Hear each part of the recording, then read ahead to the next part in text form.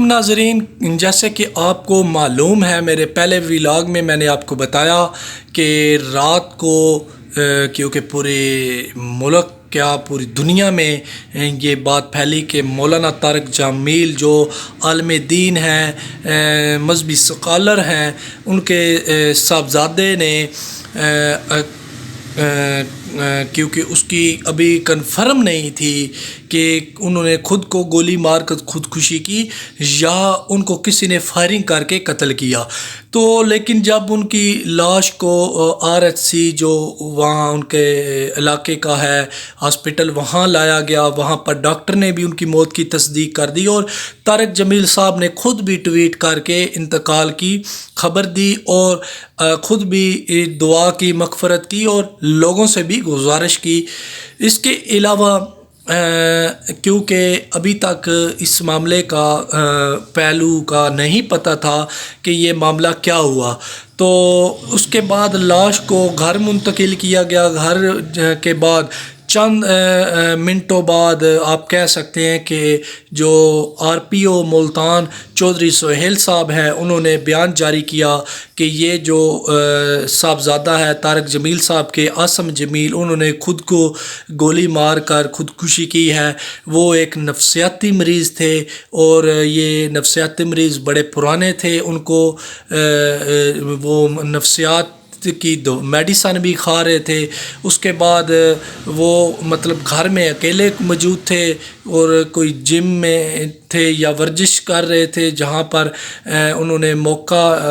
دیکھ کر گارڈ سے پسٹل چھینا اور اس سے خود کو گولی مار لی۔ گولی ان کے سینے میں لگی ہے اور یہ چیزیں آپ کو دکھا رہا ہوں ساتھ ساتھ میں۔ تو اس کے علاوہ جو مولانا طارق جمیل صاحب کے ایک اور صاحبزادے ہیں، انہوں نے اپنا ویڈیو بیان جاری کیا ہے۔ وہ ویڈیو بیان کیا ہے وہ دیکھتے ہیں اس میں۔ بسم اللہ الرحمن الرحیم، الصلاۃ والسلام علی نبی الامین وعلی آلہ وصحبہ اجمعین، اما بعد، قال تعالی بعد اعوذ باللہ من الشیطان الرجیم، بسم اللہ الرحمن الرحیم، کل نفس ذائقۃ الموت۔ میں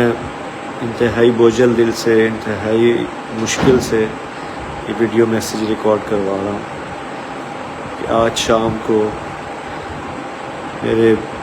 چھوٹے بھائی عاصم جمیل کی ڈیتھ ہو گئی، جو کہ ایک بہت بڑا ہماری فیملی کے لیے سانیہ ہے۔ لیکن اس تکلیف کی حالت میں بھی مجھے میڈیا پہ اس لیے حاضر ہونا پڑا کہ بہت سی نگیٹو خبریں،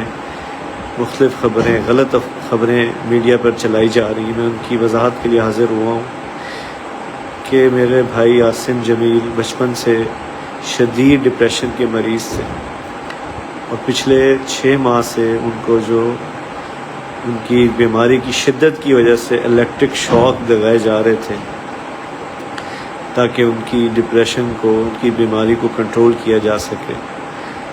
لیکن اس کے باوجود بھی ان کو افاقہ نہ ہوا۔ اور آج کے روز وہ اتفاقاً گھر میں اکیلے تھے اور انہوں نے اپنی تکلیف اور اذیت کی وجہ سے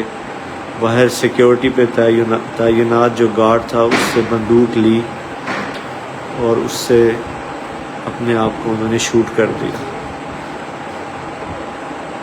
انا للہ و انا الیہ راجعون۔ اس کے علاوہ جتنی بھی بات کی جا رہی ہے، کوئی دشمنی تھی، کسی نے حملہ کیا، ایسی کوئی بات نہیں ہے۔ یہ اللہ کی تقدیر تھی اور ہم اللہ کے اس فیصلے پر راضی ہیں۔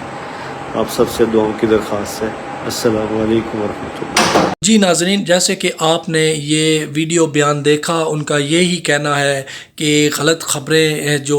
سوشل میڈیا اور الیکٹرانک میڈیا پر بھی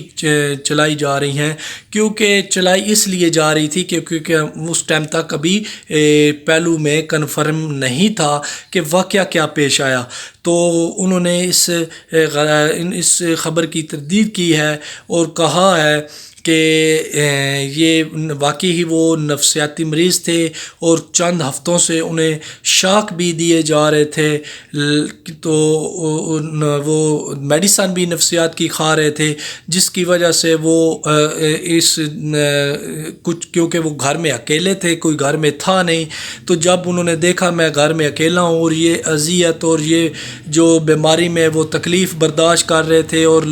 کیونکہ اس وجہ سے وہ ان کے گھر والوں کو بھی پریشانیاں تھیں، تو انہوں نے یہ جان کر دیکھا اور موقع دیکھ کر اس نے گارڈ سے اپنے پسٹل چھینا اور پسٹل سے اپنے سینے پر فائر کر لیا، جس کی وجہ سے وہ موقع پر ہی غالباً جم بحق ہو گئے تھے، اور اس کے بعد تصدیق کے لیے انہیں ہاسپٹل لایا گیا اور اس کے بعد انہیں گھر منتقل کر دیا گیا ہے۔ مولانا طارق جمیل صاحب نے آج صبح دوبارہ ٹویٹ کیا ہے، وہ آپ یہ ٹویٹ دیکھ سکتے ہیں نماز جنازہ کے لیے کہ نماز جنازہ کتنے بجے اور کہاں ادا کی جائے گی۔ تو اس کے ساتھ ہی ہمیں اجازت دیں، انشاءاللہ نئے اور اچھے ولاگ کے ساتھ ہم دوبارہ حاضر ہوں گے۔ اب کے لیے السلام علیکم۔